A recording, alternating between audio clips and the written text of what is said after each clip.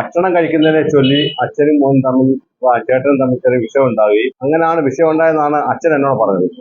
പണിക്കാൻ വീട്ടിലേക്ക് എല്ലാവർക്കും സ്വാഗതം. നമ്മൾ മൈനാപ്പള്ളി വാർഡ് 23 ഇന്നലെ ഒരു സംഭവം ഉണ്ടായിരുന്നു. അതിനെ തുടർന്ന് മെമ്പറിനെ തിരക്കി കരുനാപ്പള്ളി വന്നിരിക്കുകയാണ്. നമ്മളിപ്പോൾ മെമ്പറിന്റെ അടുത്ത് അവിടുത്തെ കുറച്ച് കാര്യങ്ങൾ ചോദിച്ചറിയാനായിട്ട് നമ്മൾ തോന്നിയിരിക്കുന്നത്. നാട്ടുകാരെന്ത് ചോദിച്ചപ്പോൾ അവര് പറയുന്നത് അതല്ല സത്യാവസ്ഥ. ആ ചെറുപ്പക്കാരനെ കുറിച്ച് തിരക്കിയതിനു ശേഷം ഒരു മോശപ്പെട്ട ഒരു വർത്തമാനം ആ നാട്ടുകാർ പോലും പറഞ്ഞിട്ടില്ല. സന്തോഷ് കുമാറിന്റെ കുടുംബവും ഒരു 20 വർഷങ്ങൾക്ക് മുമ്പാണ് അവിടെ താമസമാകുന്നത്. അതിനു മുമ്പ് കരുനാഗപ്പള്ളി കേശവരം എന്ന് പറഞ്ഞ സ്ഥലത്ത് കെന്നഡി സ്കൂളിന് സമീപമായിരുന്നു താമസം. അവിടെ വന്ന് താമസമായതിനു ശേഷം ആണ് സന്തോഷ് കുമാറിന്റെ അമ്മ മരിക്കുന്നത്. അമ്മ മരിച്ചിട്ടിപ്പോൾ ഒരു 5 വർഷമായി കാണും. അമ്മ മരിച്ചതിന് ശേഷം സന്തോഷ് കുമാറിന്റെ ചേട്ടൻ സനൽകുമാറും അച്ഛൻ രാമേഷൻ എന്ന് പറയുന്ന ആളും ഇവർ 3 പേരുമാണ് അവിടെ താമസം. ഈ മക്കളായിട്ടുള്ള സന്തോഷ് കുമാറും സനൽകുമാറും വിവാഹിതരല്ല. അവർ വിവാഹം കഴിച്ചിട്ടില്ല. അച്ഛനും ഇവരാണ് ഇവിടെ താമസം. അച്ഛന് ഈ പോച്ചെ ജുവലറിയിലെ അവിടെ സെക്യൂരിറ്റി ആയിരുന്നു. ഒരു 5 മാസം മുമ്പ് അവിടെ സെക്യൂരിറ്റി ജോലി ചെയ്തുകൊണ്ടിരുന്നതാണ്. അതിനുശേഷം അദ്ദേഹം ജോലി ഉപേക്ഷിച്ചു. ഇവർ 3 പേരാണ് അവിടെ താമസം. ആ താമസ സമയത്ത് ഈ സനൽകുമാറിന് ചില സമയങ്ങളിൽ മെന്റൽ വിഷയം ഉണ്ടാകുന്നുണ്ട്. അപ്പൊ ഈ മെന്റൽ വിഷയം സാധാരണ പലതരത്തിലാണ് മെന്റൽ രോഗം ഉണ്ടാകുന്നത്. ഒന്ന് ഓരോരുത്തർ സാധാരണ രീതിയിൽ മൗനിയായിട്ട് നടക്കും, ചില അക്രമാസക്തമാവും. ഈ സന്തോഷ് കുമാർ അക്രമാസക്തമാകുന്ന ഒരു നിലപാടാണ് പലപ്പോഴും സ്വീകരിക്കാറുള്ളത്.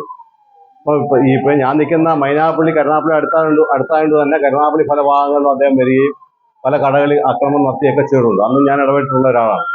അതിന് മൈനാപ്പള്ളി പ്രദേശത്തും കല്ലുകടവ് ഭാഗങ്ങളിലും അതുകൊണ്ട് തന്നെ അദ്ദേഹം താമസിക്കുന്ന വീടിന്റെ പരിസരങ്ങളിലെല്ലാം അദ്ദേഹം വയലന്റായി വീടുകളിൽ കയറുകയും അവിടെ എന്തെങ്കിലും സാധനങ്ങളൊക്കെ അടിച്ചു പൊട്ടിക്കുകയൊക്കെ ചെയ്യുന്നത് സ്വാഭാവികമാണ്. ചെറുകുപ്പ് എടുത്തുകൊണ്ടൊന്ന് വഴിയിൽ തല്ലിപ്പൊടിച്ചിടുക. രാത്രി 8-8:30 ഇടയ്ക്കാണ് രാത്രിയിൽ.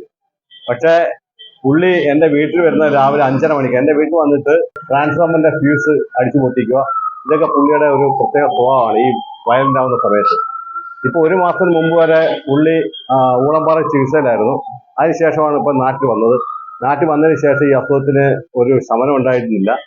അതിനുശേഷം പുള്ളി ഇങ്ങനെ നാട്ടിലും മണ്ണൂർക്കാവ് അമ്പലത്തിൽ പരിസരങ്ങളിലൊക്കെ പോയി ഉത്സവം കാണുകയും ഒക്കെ ചെയ്യുമായിരുന്നു. ഈ മരണം നടക്കുന്ന ദിവസം വൈകിട്ട് അദ്ദേഹം മണ്ണൂർക്കാവ് ഉത്സവത്തിന് പോയിട്ട് തിരിച്ചു വന്ന് 7 മണിയോടെ വീട്ടിൽ വരികയും ഭക്ഷണം കഴിക്കുന്നതിനെ ചൊല്ലി അച്ഛനും മോനും ചേട്ടനും തമ്മിൽ ചെറിയ വിഷയം ഉണ്ടാവുകയും അങ്ങനെയാണ് വിഷയം ഉണ്ടായെന്നാണ് അച്ഛൻ എന്നോട് പറഞ്ഞത്. പുള്ളി പറയുന്നത് അവൻ പോയി എന്ന് പറഞ്ഞു. അപ്പൊ ഞാൻ പറഞ്ഞു ആര് പോയി?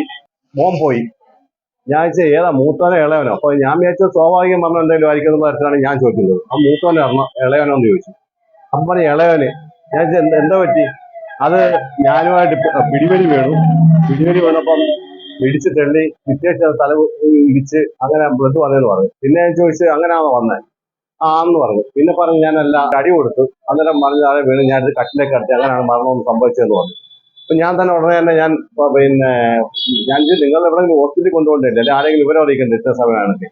അപ്പം പറഞ്ഞു അത് ഞാൻ ഇനി വിവരമൊന്നും അറിയിക്കുന്നത്, ഞാൻ അവനെ കൊണ്ട് ഒരുപാട് ക്ഷമിക്കുകയും സഹിക്കുകയും ചെയ്ത് എനിക്ക് ഇനി നിവൃത്തിയില്ല, അതുകൊണ്ട് ഞാൻ ചെയ്താൽ ഞാൻ ജയിലിൽ പോകാൻ തയ്യാറാണ് എന്നോട് പറഞ്ഞു. ഞാൻ ശരി എന്നെങ്കിൽ വീട്ടിലോട്ട് പൊയ്ക്കുമെന്ന് പറഞ്ഞു. ഞാൻ പുറകെ ചെന്നു.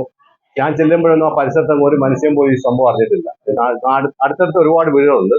ഒരു മനുഷ്യൻ പോലും ഈ സംഭവം അറിഞ്ഞിട്ടില്ല.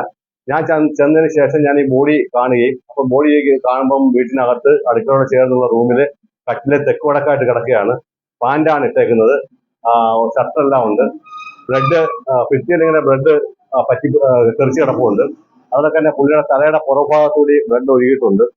അപ്പൊ ഫ്രണ്ട് ഭാഗത്തൊന്നും നമുക്ക് മുറിവുകളൊന്നും കാണില്ല. കണ്ണിലെ മുളകൂടി കിടപ്പുണ്ട്. അതിനുശേഷം ഞാൻ അവിടെ നിന്ന് ഇറങ്ങി വന്ന് പോലീസിനെ വിവരം അറിയിച്ചതിന് ശേഷമാണ് ഈ അയലത്തുള്ളവർക്ക് വിവരങ്ങൾ പറയുന്നത്.